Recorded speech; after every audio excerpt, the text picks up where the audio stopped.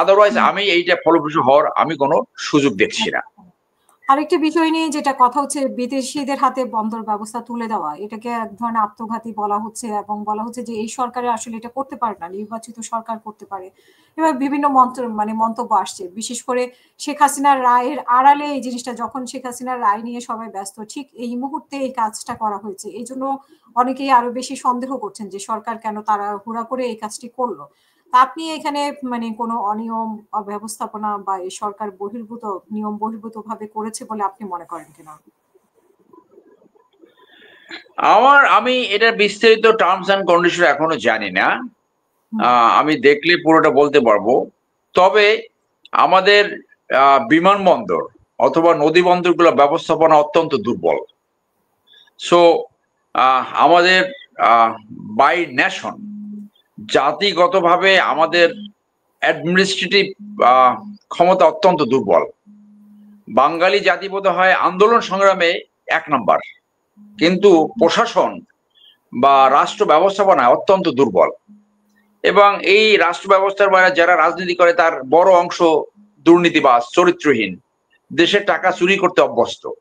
দেশের টাকা চুরি কইরা বিদেশে পাঠানো, বিদেশে বাড়ি করা, বেগমপাড়া করা, ভোগবাদিতা, মানে স্ত্রীদেরকে মানে তাদের বাহারি জীবনযাপন করা, এইগুলা বাংলাদেশের কালচারের অংশ। তো সেই ক্ষেত্রে আপনি যত ভালো সিস্টেম বাংলাদেশে ইন্ট্রোডিউস করেন না কেন, দেখবেন যে ওটা 6 মাস লাগবে না ওটা নষ্ট হতে। কারণ ওই যে বাঙালি আমাদের সিস্টেমেরই ওইটা মেনটেন্যান্সের যে ঘাটতি। মনে করেন যে এয়ারপোর্টে যেখানে প্যাসেঞ্জার শুধু যাবে বিমানে, দেখবেন যে একটা ছাত্র সংগঠনের নেতার সাথে 20 জন চলে যায় এয়ারপোর্টের সিঁড়ির কাছে। মানে এইটা এই দেশের একটা ওই যে বললাম না যে হ্যাডাম দেখাবার একটা ইয়া, সেইগুলা এখানে মানে রন্ধ্রে রন্ধ্রে এগুলা প্রথিত। তো আপনি যে কোনো ভালো সিস্টেম ইন্ট্রোডিউস করেন, ওইটা প্রথমেই দেখবে কিছু মানুষ যে ওইটা কিভাবে নষ্ট করা যায়। আপনি যত ভালো জায়গায় দেবেন, প্রথমেই দেখবে যে চুরির জায়গাটা কোথায়।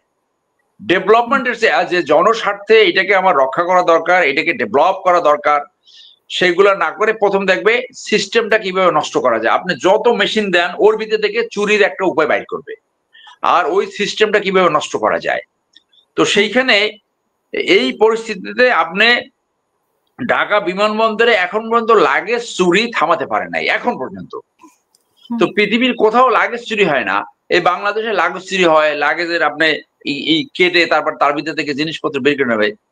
তো এই বিমান বাহিনী এখন ওখানে নিয়ন্ত্রণ আছে। এই ক্ষেত্রে বলতে হয় যে এই যে আমরা তো দেশের বাইরে চলাফেরা করি, কিন্তু কোথাও মানে তালা না মারলেও হয়, কিন্তু বাংলাদেশের জন্য তালা মারতে হয়, যেটা তালা মারতে হয়। তারপরে আপনার ওই যে পলিথিন পেপার এমন ভাবে পেঁচায় যে এটা যেন একেবারে চাকু মাইরাও সেইখানে না নিতে পারে। তো সেটা বলে যে এই যে সিভিল এভিয়েশন, এখানে কিন্তু একজন মন্ত্রী আছে, বাণিজ্যের লোক কিন্তু এখানে মন্ত্রী হয়ে গেছে। আমি জানি না উনি কি ভালো হচ্ছে। এখন পর্যন্ত টিকিট সিন্ডিকেট সেইটা এখন পর্যন্ত বন্ধ করতে পারে নাই। যে আপনি টিকিট খুঁজেন, বিমানের টিকিট নাই, প্লেনে যাই দেখবেন প্যাসেঞ্জার সিট সব খালি। এরপরে সিভিল এভিয়েশন কি ব্যবস্থা করলো, আমরা হ্যাঁ, এবং বাংলাদেশের সবচেয়ে টিকিটের দাম বেশি। যে টিকিট আপনি পৃথিবীর অন্য যে কোনো জায়গা থেকে করেন, বাংলাদেশের থেকে 30 থেকে 20% কমে পাবেন, অথচ বাংলাদেশের টিকিট দাম মানে পিয়ার সিন্ডিকেট, মরিস সিন্ডিকেট বলে না, এই সিন্ডিকেটই মনে ভাঙতে পারে, টিকিট সিন্ডিকেট ভাঙতে পারে না। তো আমরা দেখলাম যে সিভিল এভিয়েশন বড় একটা ব্যবস্থা নিছে। কি ব্যবস্থা নিছে? যে একজন আনসারকে মানে চিরস্থায়ী ভাবে বহিষ্কার করছে। শুনছেন? লাগেজ চোর, বিমানবন্দরের অব্যবস্থাপনা, সেইটার বিরুদ্ধে বিরাট একটা ব্যবস্থা গ্রহণ করছে। কি? একজন আনসার সদস্যকে বহিষ্কার করছে স্থায়ীভাবে। এই হলো ব্যবস্থা। তো এইটা হইলো আমাদের জাতিগতভাবে প্রশাসনিক এফিসিয়েন্সি এইটা। সেই ক্ষেত্রে আপনি তো অনেক দেশে গেছেন, আমি চায়নাতে আপনার চেংদু নামে একটা শহর আছে, সিসিওয়াং প্রভিন্সের রাজধানী, অত্যন্ত উন্নত, মানে মাইল আফটার মাইল সব গ্লাস এবং টল বিল্ডিং। ওখানে একটা হোটেলে দেখলাম operational manager is a British citizen. তো চায়নারা কিন্তু বুঝছে যে এই ম্যানেজমেন্টে ব্রিটিশরা ভালো, তাদেরকে নিয়ে আসছে। সো পৃথিবীর অনেক দেশে এইরকম অন্য দেশে ম্যানেজমেন্ট আনা হয় কেন, সেইটাকে এফিশিয়েন্ট করার জন্য। আমাদের চিটাগং বন্দরের কথা যদি আপনি দেখেন, যারা যখন ক্ষমতায় তখন তারা এইখানে লুটপাট করে, এইখানে কমিশন বাণিজ্য খায়। ওইটাকে যদি নষ্ট রাখা যায়, ইন্টারন্যাশনালি পৃথিবীর যে কোনো জায়গা একটা জাহাজের ম্যাক্সিমাম ওয়েটিং টাইম হলো 24 ঘন্টা অথবা 36 ঘন্টা। তো এখানে যদি 7 দিন 10 দিন একটা জাহাজ দাঁড়িয়ে থাকে, সেখানে অনেক ড্যামারেজ হয়। হ্যাঁ, আপনি যদি সিঙ্গাপুরের পোর্টের কথা ধরেন, তো এইখানে পৃথিবীর অনেক দেশে, দুবাইয়ের মতো জায়গায়ও তো বিদেশি ম্যানেজমেন্ট আছে। তো এইখানে বিদেশি ম্যানেজমেন্ট যদি আসে, আজকে আমার অনেক বন্ধুরা এটাকে আপনার ফেসবুকে স্ট্যাটাস পর্যন্ত দিয়ে বলেছে যে ওই যে চুরি বন্ধ হয়ে যাবে। যারা ক্ষমতায় আসবে তারা দেখছে যে এটা যদি বিদেশের হাতে যায় তাহলে তাদের চুরি এবং কমিশন বাণিজ্য এখানে বন্ধ হয়ে যাবে। সেই জন্য প্রথমেই আনবে নিরাপত্তার ইস্যু। আরে একটা আন্তর্জাতিক অঙ্গনে বা এখানে নিরাপত্তার ইস্যু কি, যে কোনো এগ্রিমেন্টে নোটিস পিরিয়ড থাকে, 6 মাস অথবা 1 বছর নোটিস পিরিয়ড থাকে। আপনি যদি দেখেন এফিসিয়েন্সি, তারা এফিসিয়েন্টলি কাজ করতে পারছে না, তো সেখানে তো টার্মিনেশন ক্লজ থাকে।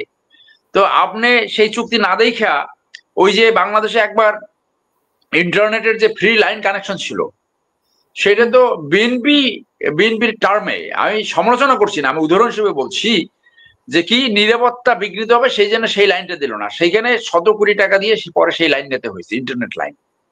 তো এইখানে ওই যে নিরাপত্তার অজুহাত আমরা একটা দেখলাম। তো আমি মনে করি যে এই বন্দর ব্যবস্থাপনা বাংলাদেশে যে আপনার যদি ওয়ার্ল্ড স্ট্যান্ডার্ড থাকে তার থেকে অনেক নিম্নে, যেখানে বার্থিং টাইমে 6-7 দিন লাগে এই আউটার অ্যানকোরেজ, তারপরে সেইটাকে আবার লাইটার জাহাজে করে ভিতরে আনা।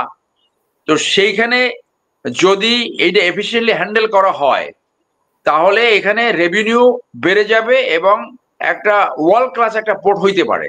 সেইটা যাতে না হতে পারে সেই জন্য এই নিরাপত্তার অজুহাত দিয়ে কিন্তু এইটাকে আপনার এখন এই একটা পক্ষ, আজকে দেখলাম যে হাইকোর্টে একটা আদেশও হয়েছে। তো আমি মনে করি যে এইটা হাইকোর্টের নিষ্পত্তি হওয়া উচিত, কিন্তু যেভাবেই নিষ্পত্তি হোক না কেন, ক্ষমতাসীনরা এখানে আওয়ামী লীগ গত 15 বছর খেয়েছে, ভবিষ্যতে আমাদের খেতে হবে, এই ধারণা থেকে যাতে এটা বন্ধ না হয়, আমি সেইটা মনে করি। এখানে একটা বিদেশি ম্যানেজমেন্ট থাকলে যদি উইন উইন সিচুয়েশন থাকে তাহলে দোষের কিছু নয়, সেটা সেটা আমি মনে করি জনস্বার্থে আসবে। তো আমি এখনো চুক্তির পুরোটা জানি না, তবে আমি ইউনূস সরকারের ব্যর্থতা তো হয়েছে, এই ব্যর্থতার মাঝে তারা দেশের স্বার্থ বিকিয়ে দিবে সেইটা আমি মনে করি না। যদিও প্রফেসর ইউনূস নিজে অত্যন্ত নেপোটিজমের ভিতরে ঢুকে গেছে। হ্যাঁ, এই যে ইউনিভার্সিটির লাইসেন্স, আদম ব্যবসার লাইসেন্স, 600 কোটি টাকা মওকুফ করা ইত্যাদি ইত্যাদি, এগুলা করে সে তার মরাল স্ট্যান্ডিংকে লো করেছে এবং এই গ্রামীণ এনজিও ব্যাংকে সবাইকে এখানে রিহেবিলিট করেছে। সো এইটা ইজ এ ব্যাড এক্সাম্পল।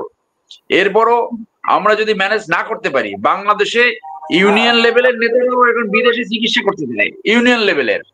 তো সেইখানে আমাদের দেশের স্বাস্থ্য ব্যবস্থা ভেঙে পড়েছে, আপনার বন্দর ব্যবস্থা ভেঙে পড়েছে, প্রশাসন ভেঙে পড়েছে, দিনকে দিন আরো সবকিছু অধপতিত হচ্ছে, চাঁদার পরিমাণ বেড়ে গেছে।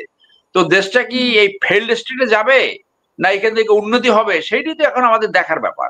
তো এই কিছু গেলে কিছু লোক আছে, কিছু বাম আছে, দেওয়া যাবে না, আবার নিজেরা এফিসিয়েন্টলি পরিচালনা করতে পারবে না। এই জন্য দরকার হলো কনসাস ওপিনিয়ন। কিন্তু যারা এই ওপিনিয়ন অথবা মুভমেন্ট করে, দেখা যায় সবসময় তাদের একটা ইনার একটা ইন্টারেস্টের ব্যাপার থাকে। এবং যেটা আমরা বিগত দিনে দেখেছি যে এই বন্দরে যারা চিটাগং এর নেতা, তারা এটাকে একটা মানি মেকিং মেশিন, একটা টাকা বানাবার একটা মেশিন ওখানে তারা বানিয়ে ফেলায়। তো জনগণের স্বার্থ এবং দেশের স্বার্থ সবার আগে আসা উচিত। এবং এটা আমি মনে করি যে এই চুক্তিগুলা থ্রেড বিয়ার ডিসকাশন করে তখন আরো ভালো ওপিনিয়ন দেওয়া যাবে যে এটা দেশের স্বার্থে না দেশের বিপক্ষে। ধন্যবাদ।